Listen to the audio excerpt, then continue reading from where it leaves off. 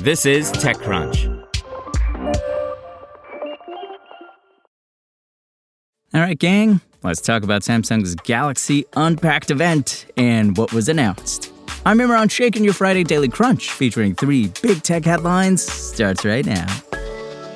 eBay is looking to cut around 800 jobs, or 6% of its full-time employees. We are taking steps to reinvest across our business and align our structure with our strategic priorities, which will affect certain roles across our workforce, the company said in a statement. It continued, "We are grateful for the contributions of the employees impacted and are committed to supporting them with care and respect."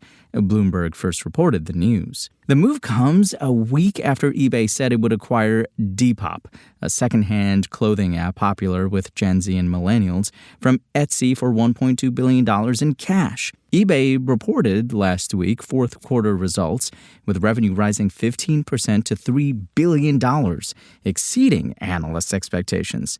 This round of layoffs marks the third time eBay has cut jobs in as many years. In early 2024, it cut 1,000 jobs, or about 9% of its workforce. In early 2023, it laid off about 500 employees, or about 4% of its headcount. On Thursday, Bumble announced that it's adding a series of AI-driven features intended to help turn matches into lasting connections, including those that offer feedback and guidance on users' bios, photos, and prompts.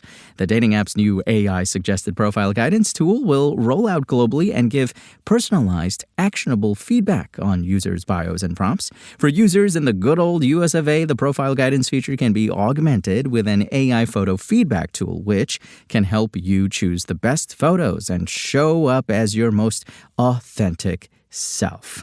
Catfishing, be gone. According to Bumble's blog post explaining these features, it doesn't seem like the insights from these AI tools are particularly, well, how can I put this, groundbreaking.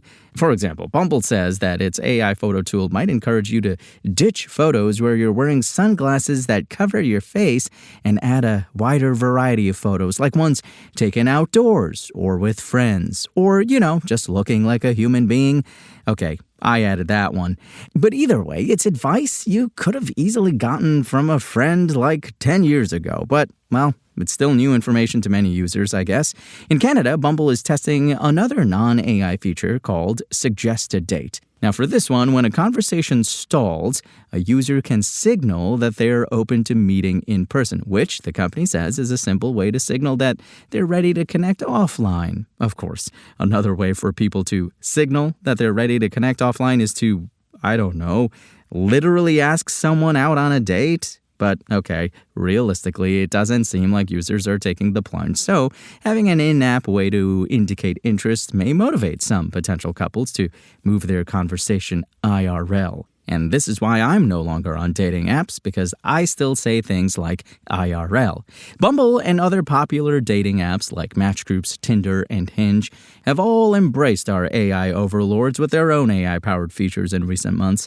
For instance, in December, Hinge introduced a tool to help generate more interesting conversation starters than the old standby, "How are you?" Samsung Galaxy's Unpacked event in San Francisco on Wednesday saw the Korean tech giant unveil its new S26 series of Galaxy smartphones, a pair of new earbuds, and talk a lot about AI assistants and agents. Here's a quick recap of everything announced at the event. The South Korean tech giant has lined up 3 new smartphones for the year: Galaxy S26 Ultra, Galaxy S26 Plus, and Galaxy S26, all of which feature iterative updates compared to their predecessors. As the flagship, the S26 Ultra comes with Qualcomm's latest Snapdragon 8 Elite Gen 5 processor, a 6.9-inch QHD Plus display, and a 5,000 mAh battery. Samsung says the phone can charge from 0% to 75% in 30 minutes with a 60-watt charger and supports the S Pen stylus. Samsung said while the S26 Ultra's wide 200-megapixel and telephoto 50-megapixel lenses retain the same pixel count as its predecessor, the new wide camera has a bigger aperture of f1.4, as does the telephoto lens with an aperture of f2.9. The other two phones have the same processor as the S26 Ultra, but Samsung is using its own Exynos 2600 processor for these devices in some geographies. The smaller Galaxy S26 gets a battery bump from last year's phone, and the S26 Plus can charge wirelessly at 20 watts. The Galaxy S26 starts at $899, $100 more than last year's model. The Galaxy S26 Plus starts at $1,099, also $100 more than last year. And the Galaxy S26 Ultra starts at $1,200. Now, besides the hardware upgrades, Samsung's made a neat update to the S26 Ultra's display that prevents people around you from reading what's on the phone's screen. Users can choose to hide certain parts of the screen, like the notification area or the password field in login forms, or all of it. The privacy display can be configured for each app. Samsung said there is a maximum privacy protection feature as well, which tones down bright areas and lifts up dark parts of the screen. Google also made two significant announcements at Samsung's event. First, the search giant previewed a new agentic version of Gemini that can perform tasks on your behalf, such as hailing a cab from Uber. Samir Samat, head of Android ecosystem at Google, showed a demo where Gemini looks at a group chat and figures out the meal order that it should place on Grubhub. The company also introduced a new version of Circle to Search that uses multi-object recognition to search for anything that you highlight on your phone's display. Earlier this week, Samsung said it was partnering with Perplexity to preload the AI company's app on its smartphones and use its APIs to do stuff like set alarms or take notes, as well as power its browser's search capabilities. Samsung's smartphones now come with 3 AI assistants: Bixby, Google Gemini, and Perplexity. The company's also using Galaxy AI to screen calls and give you a summary of what the caller says. Samsung's also released 2 new earphones: the Galaxy Buds 4 and the Galaxy Buds 4 Pro.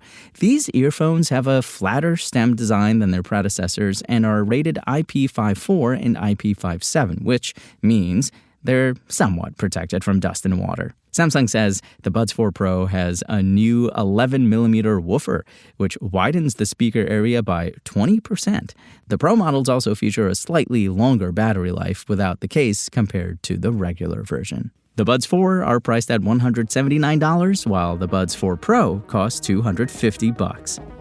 And folks, that's your Daily Crunch. Today's stories were reported by Aisha Malik, Amanda Silberling, Ivan Mehta, and more awesome TechCrunch journalists. We'll see you here tomorrow, same tech time, same Crunch channel. And until then, find us at TechCrunch.com.